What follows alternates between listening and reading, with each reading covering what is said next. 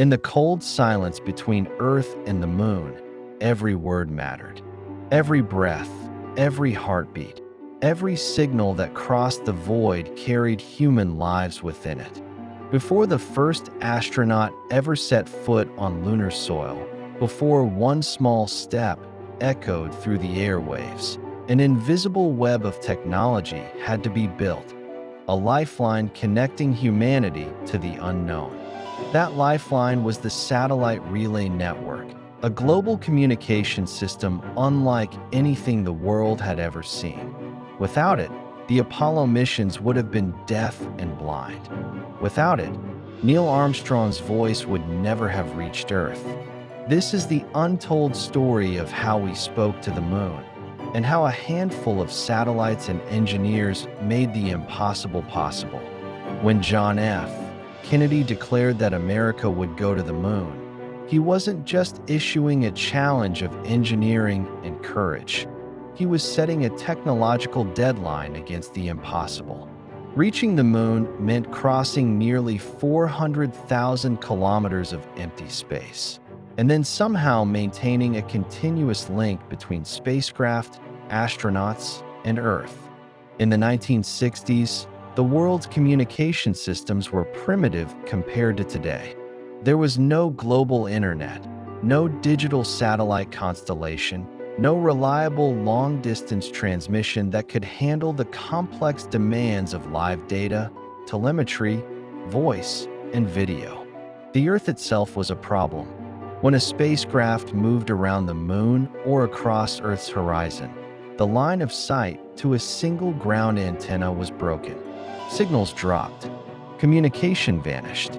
NASA's engineers knew that without a constant connection, a way to track, guide, and speak with the astronauts every second, the mission could end in silence.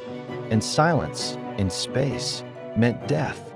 So they began to build the greatest communications network ever conceived. From remote corners of Earth, the construction began. Tracking stations rose from deserts, jungles, islands, and mountaintops, from California to Australia, from Spain to Hawaii, from the Indian Ocean to the deep plains of Texas. Each dish, each antenna, each relay station would play a role in keeping the Apollo spacecraft within the reach of Earth's voice. This vast system became known as the Manned Space Flight Network, later part of NASA's Deep Space Network. But even with stations positioned around the globe, gaps remained, stretches of sky where no antenna could see the moon or the spacecraft beyond it. That's where satellites came in. For the first time, communications satellites were not just experimental marvels. They became lifelines of exploration. The first of them, SYNCOM-3, launched in 1964, changed everything. It was the world's first geostationary communications satellite, orbiting Earth at the same speed it rotated, remaining fixed over one spot in the sky. It proved that you could maintain a continuous, stable link between 2 points on Earth through space itself. NASA saw the future in that idea. The moon might be far away, but the route to it could be paved with radio waves bouncing from one satellite to another, all the way home. Every Apollo mission carried its own symphony of transmissions, heartbeats from the spacecraft itself. Telemetry, voice, video, radar, all converted into electrical signals, beamed across space at the speed of light. From the moment a Saturn V rocket left the pad, hundreds of systems came alive to follow it. Antennas in Florida, Texas, and the South Atlantic caught its ascent. When it left Earth's orbit, the job was passed to tracking stations in Spain, Australia, and California, the great triangle of global communication that would guide the missions to the moon and back. But there was more. Orbiting satellites provided a safety net, filling in the blind spots, ensuring that no matter where the astronauts were, even on the far side of the planet, NASA could still listen, still respond, still know. The signals themselves were marvels of precision. They traveled through the atmosphere, through interference, through solar radiation, across millions of kilometers, arriving with barely a whisper of strength. Yet through that faint whisper came life, data, and history itself. When Armstrong stepped down onto the lunar surface, his words, "That's one small step for man, one giant leap for mankind," traveled through a relay station at Honeysuckle Creek, near Canberra, Australia. That signal then jumped to Parkes Observatory, and from there, via satellite link, it was beamed to the world. Every television on Earth, every ear tuned to that moment, was connected by a chain of relays stretching through space. The moon spoke, and the satellites carried its voice. Behind every Apollo transmission, behind every clear voice from the moon, stood thousands of people whose names the world never heard. Communication engineers, radio specialists, signal trackers, data analysts, men and women who lived in the hum of machines and the hiss of static. They spent years testing frequencies, calibrating antennas, and aligning dishes to within fractions of degrees. They fought against cosmic interference, solar storms, and the unpredictable weather of Earth's atmosphere.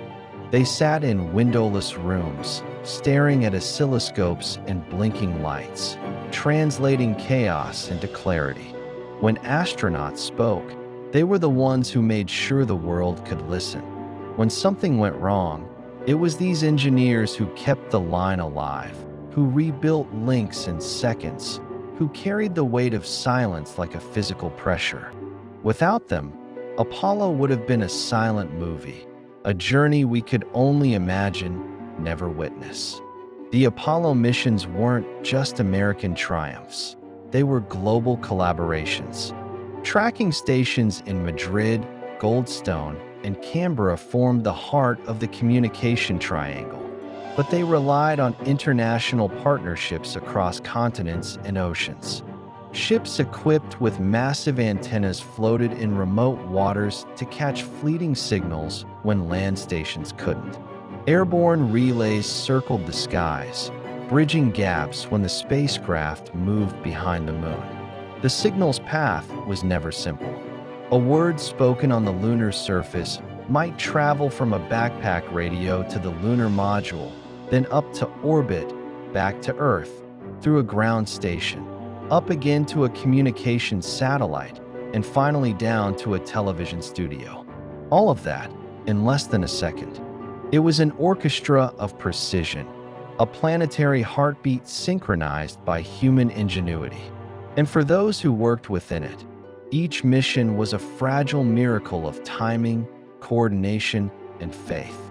But even miracles can falter. During Apollo 13, when an oxygen tank exploded and the mission turned into a desperate struggle for survival, communication became a lifeline more vital than ever. Every bit of telemetry, every word of comm between Houston and the crew passed through those same networks of satellites and relays. And when the static grew heavy, when signals faded into nothing, engineers fought minute by minute to rebuild the link, to keep hope alive across 300,000 kilometers of space. The world held its breath, and the network held the line. When Apollo 13's capsule finally splashed down, battered but alive, it wasn't just a victory of navigation and luck, it was a triumph of communication. The satellites, the relays, the antennas, all of them had done their job. They had carried humanity's voice through chaos and brought it safely home. After Apollo, the same technology that once spoke to the moon reshaped the world. Satellite relays became the foundation for global broadcasting, for live news, for instant data, for the connected planet we live on today. The invisible web built to talk to astronauts became the backbone of modern civilization. From cell phones to GPS, from deep space probes to streaming video, Every modern transmission owes something to those early years when engineers learned how to speak across the void.